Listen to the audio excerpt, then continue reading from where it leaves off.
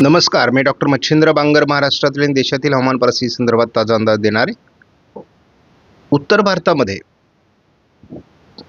एकापाठी एक WD येत आहेत आणि या WDंचा प्रभाव हा उत्तरेकडील काही राज्यांमध्ये बर्फवृष्टी करतोय आणि त्यामुळे उत्तर भारताकडून येणारी शीतलहर ही शीतलहर भारताच्या मध्य भागावर आणि महाराष्ट्रात थंडीची लाट निर्माण करते आणि त्यामुळे मोठ्या प्रमाणामध्ये थंडीचं प्रमाण आपल्याला वाढलेलं दिसतंय.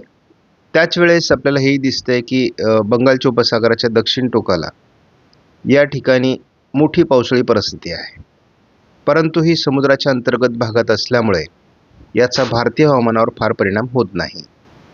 आपण मिनिमम टेम्परेचरचा जेव्हा 10 दिवसाचा अंदाज बघतो तेव्हा 12 तारखेला आज संपूर्ण महाराष्ट्रामध्ये कोकण वगळता थंडीची लाट कायम आहे. तीच बाब आपण बघतो 13 तारखेलाही थंडीची लाट तशी कायम आहे, मात्र थोडं प्रमाण कमी व्हायला सुरुवात होईल. जवळपास थंडीची लाट 14, 15, 16 तारखेपर्यंत कायम आहे. 17 तारखेपासून थंडीचं प्रमाण कमी व्हायला सुरुवात होईल. 18, 19, 20 आणि 21 तारखेला महाराष्ट्रात थंडीचं प्रमाण कमी झालेलं असेल.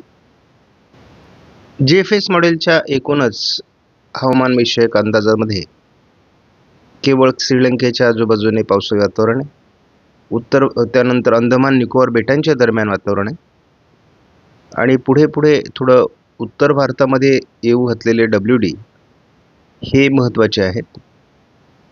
आपण बघतो साधारण 17 तारखेला का थंडी प्रमाण कमी होणार आहे, तर त्याचं कारण थोडं ढगाळ परिस्थिती, पावसाचं वातावरण तामिळनाडूमध्ये आणि उत्तर भारतात नव्याने WD सक्रिय होणार आहे. जवळपास आपण गोव्यापर्यंत ढगाळ परिस्थिती बघतो 18 तारखेला आणि हीच थंडीवर परिणाम करते. उत्तर भारतात WD आणि दक्षिण भारतात कमी दाब ही परिस्थिती राहणार आहे. एक प्रभावी WD 20 तारखेला आपल्याला उत्तर भारताच्या दिशेने सरकताना दिसतोय आणि आता एकापाठी एक अतिशय प्रभावी WD येतील आणि ते जवळपास मैदानी भागापर्यंत प्रभाव टाकायला सुरुवात करणार आहे. त्यामुळं 21 तारखेचा WD हा जवळपास दिल्ली, पंजाब, हिमाचल प्रदेश, थोडं उत्तरेकडील राजस्थानच्या काही भागामध्ये गारपीट करू शकतो आणि अतिउत्तरेला बर्फवृष्टी करू शकतो अशी परिस्थिती आहे. 18 डिसेंबरपर्यंत बंगालच्या उपसागरात एक सिस्टम विकसित होण्याची शक्यता आहे. मात्र पुढे साधारण 18 ते 25 या दरम्यान मात्र दक्षिण भारतातील पावसाळी प्रभाव हा कमी होणार आहे. उत्तर भारतात WD वाढू शकतात.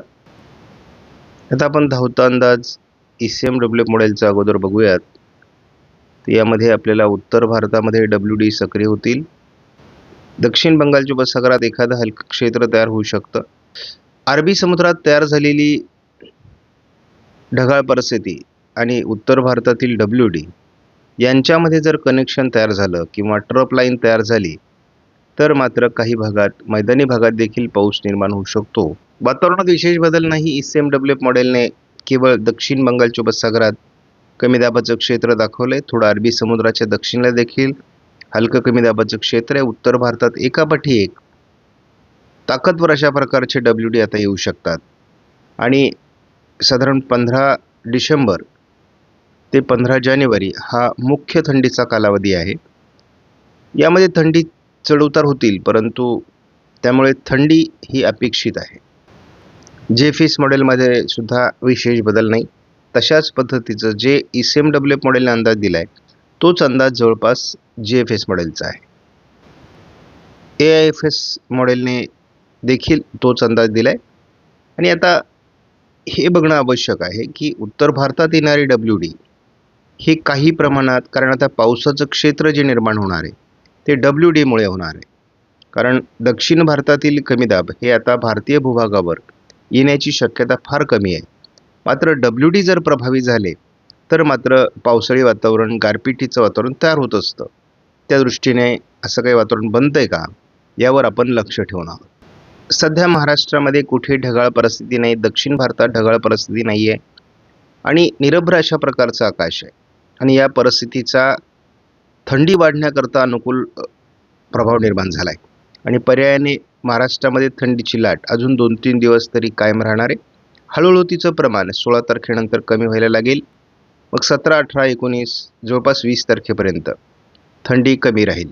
परंतु तरी देखील उत्तर भारतात एकापाठी एक येत असलेले WD हे प्रभावी राहणार आहेत आणि त्यामुळे पुन्हा पुन्हा उत्तर भारतातून येणारी शीतलहर ही महाराष्ट्रामध्ये, मध्य भारतामध्ये थंडीचं वातावरण निर्माण करेल.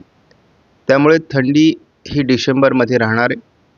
पावसाच्या वातावरणासंदर्भात स्पष्ट संकेत जरी नसले तरी उत्तर भारतामध्ये लवकरच म्हणजे 20 तारखेनंतर प्रभावी WD सरकण्याची शक्यता आहे आणि प्रभावी WD कधीकधी मैदानी भागावरही परिणाम करतात. त्यामुळे पंजाब, दिल्ली, हिमाचल प्रदेश, उत्तर राजस्थान या भागावर कधीकधी पावसाळी प्रभाव निर्माण होण्याची शक्यता असते. तर असं काही वातावरण तयार होतं का यावर आपण लक्ष ठेवून आहोत. असं एक दिसतंय की 17 तारखेनंतर थोडं वातावरण बदलेल. थोडं ढगाळ वातावरण स्थानिक स्वरूपात काही ठिकाणी निर्माण होईल आणि मग पर्यायाने थंडी कमी होण्यास मदत होईल.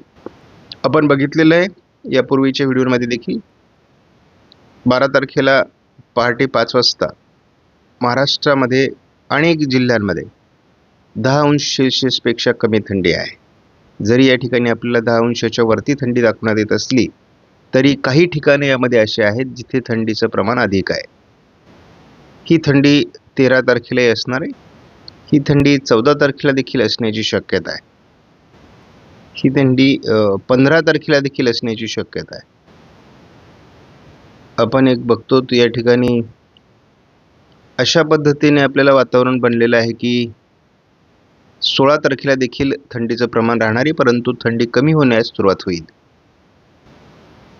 आपणास व्हिडिओमधील माहिती महत्त्वपूर्ण वाटल्यास लाईक करा, शेअर करा, चॅनलला सबस्क्राईब करा. धन्यवाद. जय हिंद, जय महाराष्ट्र, जय बळीराजा.